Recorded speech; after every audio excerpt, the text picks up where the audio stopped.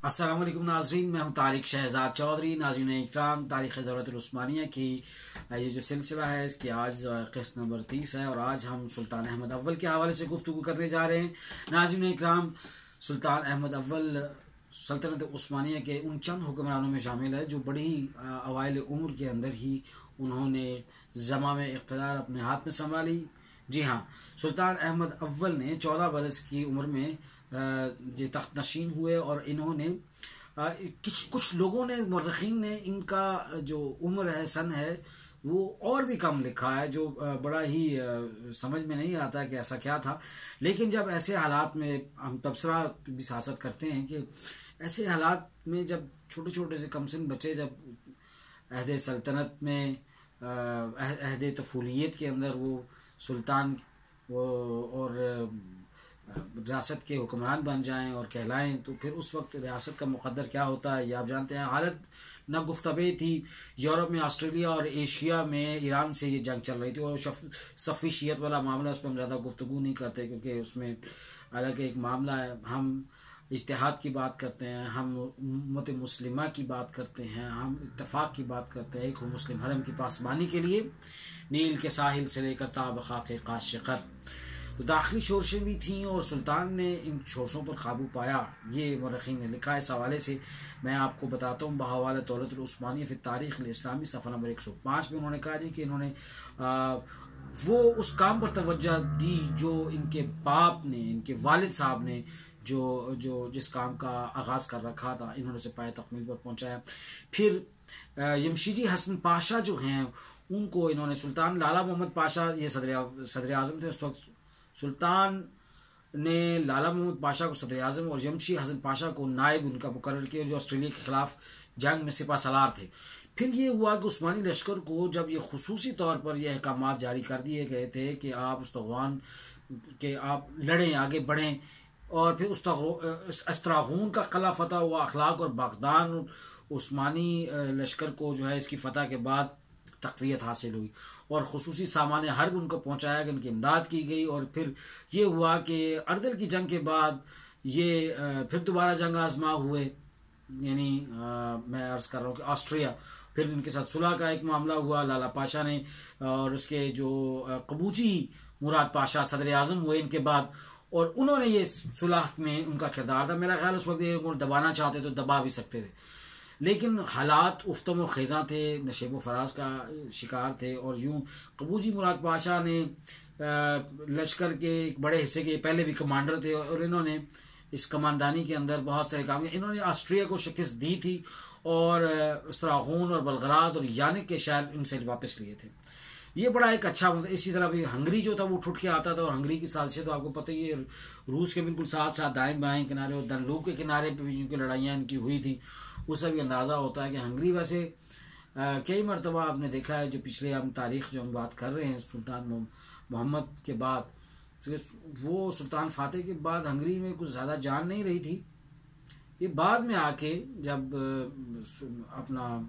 जब सुल्तान मुराद चहारम वाला जो दौर आता है, या ये वाला जो दौर है, इससे पहले वाला जो दौर है, तो इन्होंने अमली तौर पर बड़ी शरारतें की और ऑस्ट्रेलियन उस्मानियों से सुलह करने के बाद फिर 2000 सोने के डोकिया इन्होंने जजिया दिया और इसको देते भी रहे, फिर इन्होंने रोक दिया, फिर उधर से रूस की साजिशें आती नहीं, और इसी तरह से फिर हंगरी जो है वो उस्मानियों के ज़ेर नगीन हुए।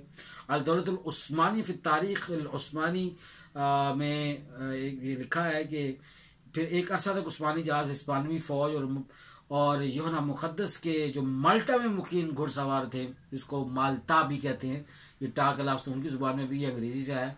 तो माल्टा से जो मतलब लोग हैं, वो मैं इस हवाले से भी अर्ज़ करता चलूँ कि जो इटली की जो इमारात थी, वहाँ की जो स्टेट्स थी और जो सल्तनतें थी, मुख्तलिफ सल्तनतें थी उस वक्त भी, ड्यूक्स, और जो जिस तरह हमारे यहाँ नवाब का एक सिलसिला चलता था, इस तरह ये फ़िलिप्स ख़ानदान और दीगर जो है उनकी हुकूमतें रही थी। और फिर ये इनके साथ फतह और शिकस्त का जो मामला है वो जारी रहा। फ्रांस को फिर जो नई मुराद की तजदीद हुई, उससे मैं समझता हूँ कि नुकसान हुआ। फ्रांस के साथ पोलैंड और इंग्लैंड को भी ऐसी ही मुराद दी गई। फैसले गलत और नुकसानदेह साबित हुए। सिपाह और तिजारती मुआहदों के हवाले से भी देखें तो फिर देखिए ना, उसमें तंबाकू नोशी हुई, शराब नोशी शुरू हुई फ़ौज के अंदर, और वो ऐसी चीज़ें जिससे जज्बा जिहाद ख़त्म हुआ, जिससे कौमों के अंदर जो उनका मुराल है और उनकी जो तरबियत है और उनकी जो रिवायत और उनका जो तहजीबी सरमाया है उसका सारा खून खराबा हो जाता है। फिर हम देखते हैं इसी हवाले से दौलतुल उस्मानी डॉक्टर जमाल अब्दुल हादी सफ़ा नंबर 72 में इसी तरह लिखते हैं कि सफ़ी शीयत से इनकी जंग रही, और शाह अब्बास सफ़ी एक कज़िया है, इस पर हम ज़्यादा बात नहीं कर सकते, लेकिन ये है कि अल्लाह की पसंद तहरीकें थी 4-5-6 बड़ी। इसमें एक तो जान बुलादी वाली तहरीक थी, उसके साथ ये सुल्तान अहमद अव्वल को उसका सामना करना पड़ा। फिर वाली अनकरा कलंदर आगली वाली तहरीक थी, फिर फ़खरुद्दीन दर्जी की तहरीक थी, फिर इसी तरह से सदर आज़म कबूजी मुराद पाशा ने, सब बगावतें जो हैं कबूजी मुराद पाशा ने ख़त्म की। ये इनको उस अहद में सुल्तान अहमद अव्वल को, जो सबसे बड़ा मैं समझता हूँ कि अल्लाह ताला ने उसके अहद सुल्तानी में जो रहमत अता की थी, वो कबूजी मुराद पाशा था, जिसने इन सारी तहरीकों को ख़त्म किया। ख़ास तौर पर कलंदर ओगली वाली जो है, कलंदर रागली वाली, इसने या नज़ूल वाली जो बगावत थी इसको ख़त्म किया। फिर इन्हीं दिनों में काबा शरीफ का जो गिलाफ है ये इस्तांबुल से जाना शुरू हुआ, इससे कबल ये मिस्र में जाता था। सुल्तान की वफ़ात 1617 ईस्वी में हुई और जामा मस्जिद